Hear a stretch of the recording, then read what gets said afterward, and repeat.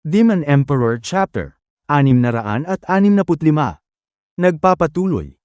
Uy, kupal! Huwag mo kakalimutan yung sinabi ko sa'yo! Relax ka lang dyan, Taba. Alam ko ang ginagawa ko. Galingan mo, Chupa. Magsishare kami sa'yo. Ilang paso mo ang mayabang na matabang oso na yan. Sa wakas, makikita ko na kung gaano kalakas ang batang ito na sinasabi nilang halimaw.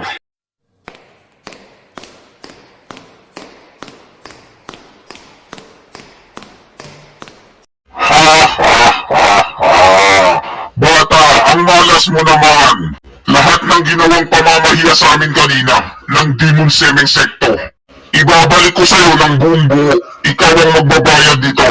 Sisihin mo ang mga magulang mo kung bakit kanila pinanganak na malas na nagkakareho tayo ng numero sa balota. Tangina, napakabobo talaga ng matabang oso na yan. Chupa, sana magkaroon ka ng mahabang pasensya. Ha ha ha. Akala ng matabang oso na to ay kaya niya akong asarin. Asa ka, boy. Teka lang, ang ganitong pakiramdam. Naramdaman ko na ang ganitong pakiramdam at sigurado ako na nandito lang siya sa malapit. Nasa gawing ilabas siya, sigurado ako, hindi nagkakamali ang kutob ko. Kung ganun, pinapanood niya ako mula sa labas, para siyang stalker. Walang hiyang batang ito. Ang kapal ng mukha niya natalikuran ako. At hindi niya ako pinapansin habang ako'y nagsasalita. Parang gusto niya na atang bugbugin ko siya. Bata, pagbibigyan kita ng 10 libreng atake sa akin na hindi ako lumalaban. Tangin ang kupal na batang ito, hindi pa rin namamansin. Parang may kakaiba akong nararamdaman kay Chupa. Nauubos na talaga ang pasensya ko sa'yo, bata. Takot na takot ka siguro kaya hindi ka nakapagsalita at tumalikod na lang. Kung ganun, kung ayaw mong umatake, ako na lang ang atake sa'yo.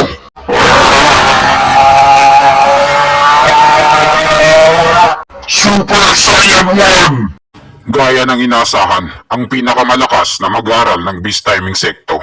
May tira din ito, mayroon siyang ibubuga.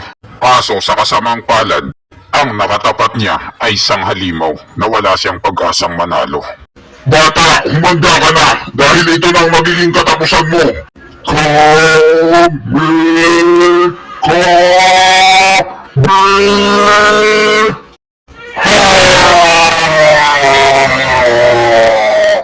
Humanda ka na, kupal ka!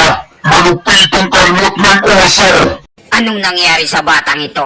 Bakit nakatunganga lang siya? Hindi kaya nanigas na siya dahil sa takot kay matabang oso? Chupa! Mag-iingat ka!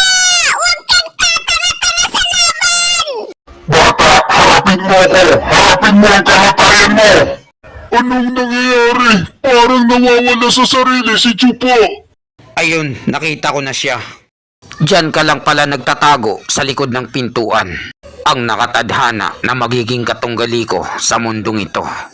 Humanda ka sa akin, populbusin kita. Advance Armament Haki. Kamay ng kilin.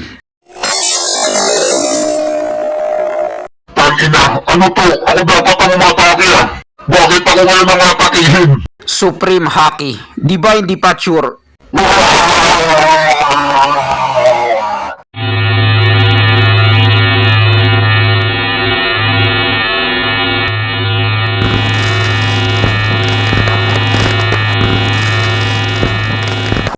Masama ito! Masisira ng harang ng arena!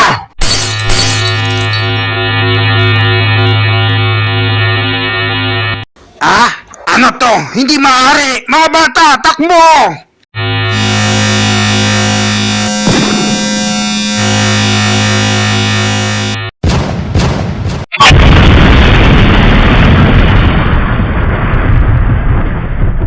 Grabe, napakalakas na kapangyarihan ng pinakawalan niya. Kasing lakas ng One Punch Man ni Saitama. Nanay ko po, anong nangyari sa amin? Wala nang natira. Ang buong Beast Timing Sekto, ang lahat ng kanilang mga mag-aral ay naubos. Pati yung matanda nila ay nawala ng katawan. Ang natira na lang sa kanya ay ang kaniyang kaluluwa. Nakakapangilabot ang ipinakita niyang kapangyarihan.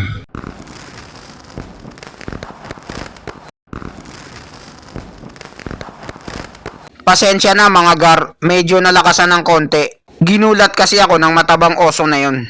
At dito nagtatapos ang chapter 665. Maraming salamat po sa panunood nyo. Mag-subscribe para laging updated sa buhay ni Chupa.